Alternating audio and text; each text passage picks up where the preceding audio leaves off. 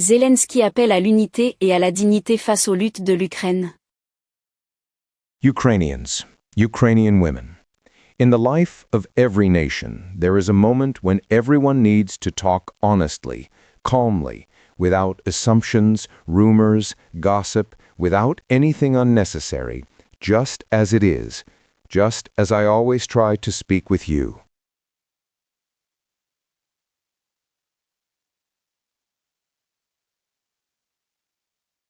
Right now is one of the most difficult moments in our history.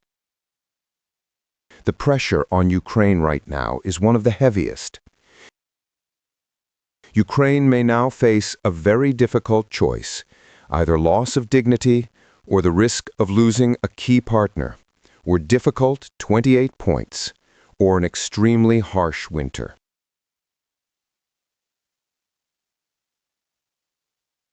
The hardest and further risks, life without freedom, without dignity, without justice, and for us to believe the one who has already attacked twice.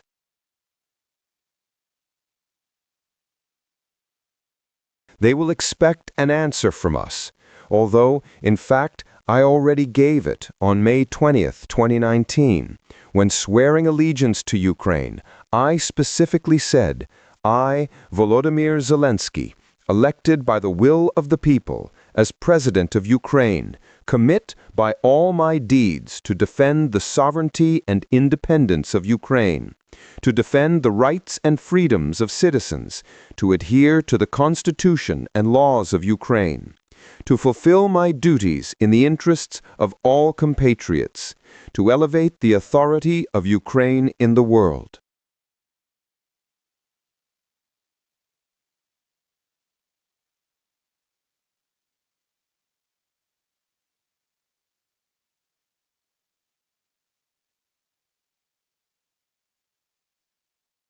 For me, this is not a procedural formality. For Holochka, it is an oath, and every day, to every word of it, I remain faithful. I will never betray it. The national Ukrainian interest must be taken into account. We do not make loud statements. We will calmly work with America and all partners. There will be a constructive search for solutions with our main partner. I will present arguments. I will persuade, offer alternatives, but we will definitely not give the enemy any reason to say that it is Ukraine that does not want peace, that it is Ukraine that is disrupting the process, and that Ukraine is not ready for diplomacy.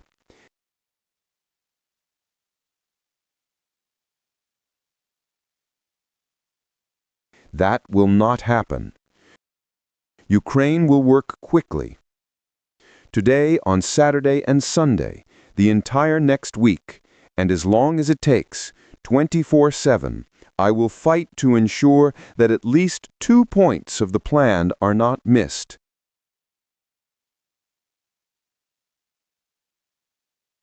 This is the dignity and freedom of Ukrainians, because everything else is based on this: our sovereignty, our independence, our land, our people, and the Ukrainian future.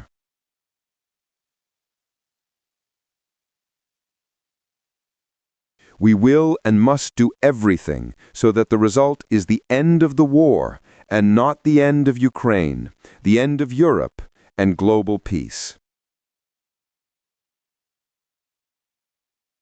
I just spoke with Europeans.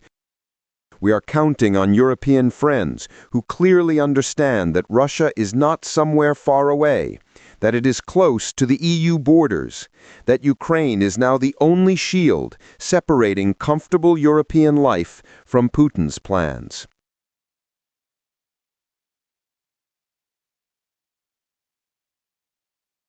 We remember Europe was with us. We believe Europe will be with us.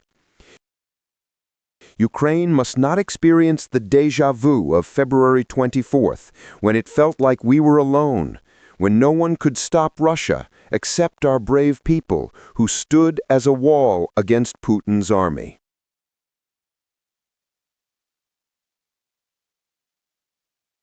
And it was definitely very pleasant for us when the world said, "Ukrainians, they are incredible. God, what Ukrainians they are, how they fight, how Ukrainians struggle. What titans they are." And that is true, absolutely. But both Europe and the whole world must understand another truth, that Ukrainians are first and foremost people. And for almost 4 years of full-scale invasion, we have been holding back one of the largest armies in the world. And we are holding the front line for several thousand kilometers. And our people experience shelling, missile attacks, ballistic strikes, and Shahed strikes every night. And our people lose someone close to them every day. And our people really, really want this war to end. We are, of course, steel, but any metal, even the strongest, can fail.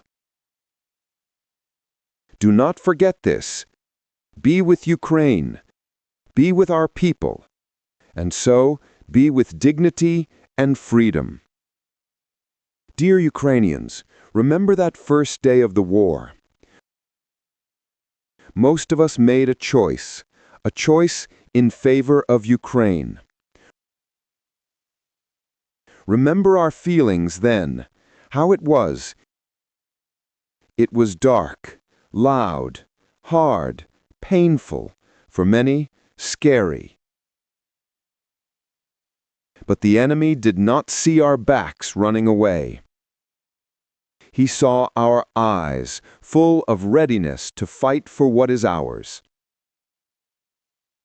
This is dignity, this is freedom. And this, in fact, is the scariest thing that can be for Russia, to see the unity of Ukrainians.